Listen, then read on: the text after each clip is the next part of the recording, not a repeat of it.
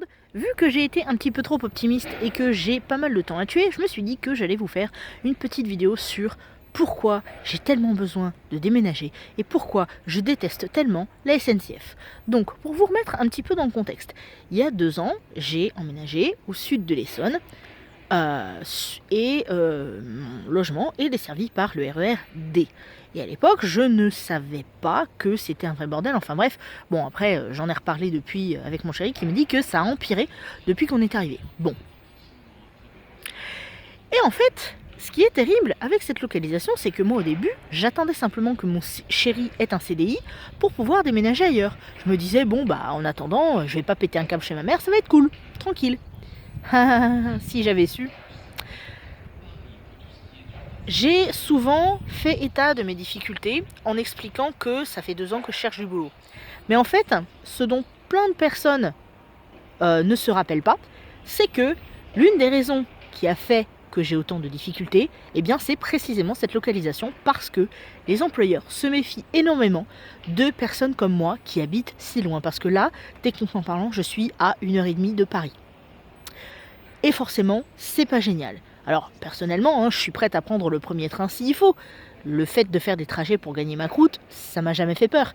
Sauf que, avec tous les ennuis, les trains supprimés, les retards et tout ce qui s'ensuit, et ben forcément, aujourd'hui, un employeur qui voit mon adresse, surtout un employeur parisien, eh ben, il va flipper comme pas possible.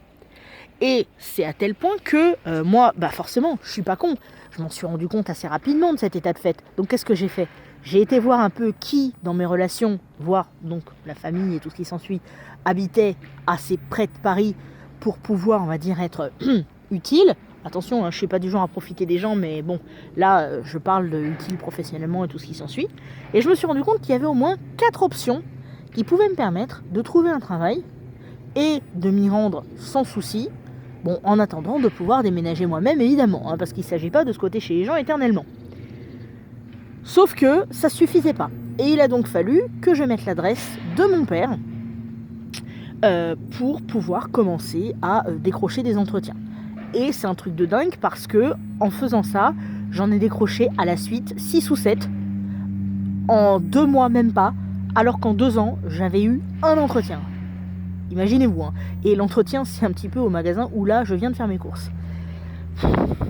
Et du coup, alors, l'anecdote du jour, et ce qui me fait encore plus râler, même si cette fois c'est pas vraiment à cause de la SNCF, quoique, c'est que pour aller faire mes courses, je prends le train à 28, c'est-à-dire qu'en fait, dans les heures normales de la journée, les trains sont toutes les heures. Donc, je prends mon train à 28. J'ai entre 5 et 7 minutes de RER. Ensuite, j'ai 3-4 minutes pour arriver au magasin. Là, j'arrive au magasin, j'avais un truc à prendre en urgence. Je me suis retrouvée à la caisse à 44. Normalement, étant donné que le train est à 51-52, si j'arrive à 44 à la caisse, que je passe mes articles, que je paye et que je me barre, c'est bon. Le problème, c'est que je me suis retrouvée derrière une mamie avec un chariot à moitié plein, qui a mis tout son temps pour mettre ses articles sur le tapis, qui a mis tout son temps pour ranger les articles une fois qu'il y était passé, et qui a payé après. Et ça, même quand j'étais caissière, c'était un truc qui me saoulait comme pas possible, parce qu'en fait, ça bloque la caisse, et du coup, forcément, les gens sont derrière en train d'attendre comme des couillons. Donc, j'ai attendu, et résultat, je suis arrivée à la gare, évidemment, le train était parti. Et le prochain train, 1 heure d'attente, donc voilà, je me suis retrouvée comme une andouille. Alors ça, c'est un autre truc. Tu vois, quand ça fait 2 ans que t'es en galère, que tu as dû faire tout ce que je viens de vous raconter pour pouvoir commencer à trouver des entretiens, des trucs comme ça. Et qu'en plus, quand tu passes ton tour à la caisse, la caissière en fait, elle savait que j'avais passé un entretien dans ce magasin. Elle m'a vu avec les cheveux bleus, etc. Et d'ailleurs, elle adorait ça. Et là, elle me dit, alors, t'as retrouvé du boulot ? Et là, tu rigoles. Tu rigoles parce que non seulement tu viens de louper ton train à cause de la mamie, mais en plus de ça, t'as des galères pour trouver du boulot à cause des transports et tout ce qui s'ensuit. Donc t'as tout qui se mélange. Et tu lui réponds gentiment, ah bah non, j'ai pas encore trouvé, machin, tout ça. Mais bon. Oui, je crois que ça se voit que je suis un petit peu irritée là en fait. Bon, ceci dit, ça fait longtemps que je suis pas allée faire les courses toute seule. Donc c'est pas plus mal non plus. La dernière fois que j'ai voulu vous le faire, j'étais en train de préparer la vidéo sur les phobies, mais manque de peau comme une abrutie, j'avais été faire les courses bien trop tard, et j'étais tellement en train de flipper, vu que j'ai peur du noir, que j'avais pas pu vous élaborer la vidéo. Enfin bref, puis bon, là je me suis dit aussi que tant qu'à faire une petite vidéo en extérieur, pourquoi pas, hein. Oui, parce que ça prouve aussi aux gens que je ne fais pas que végéter chez moi, voyez-vous. Puis en plus, comme je vous disais, là il fait pas aussi froid que le 1er janvier, donc c'est pas plus mal. Tout ça pour dire quoi? Tout ça pour dire que, franchement, si je devais retirer une leçon de tout ça, c'est, alors, première chose, si vous cherchez à déménager, faites très attention au transport. Si vous êtes en Île-de-France, enfin, quel que soit l'endroit où vous êtes d'ailleurs, faites très attention au transport. Renseignez-vous avant, quitte éventuellement à contacter des habitants ou je ne sais trop quoi. Oui, je sais, ça peut paraître extrême, mais n'hésitez pas à le faire. Parce que figurez-vous que moi, je ne l'ai pas fait. Quand j'ai cherché mon appart, j'ai été un peu vite, j'étais beaucoup trop pressée, et résultat, je me suis retrouvée dans cette situation. Autre chose aussi, comment dire, quand vous allez faire vos courses, ne soyez pas comme cette mamie, s'il vous plaît.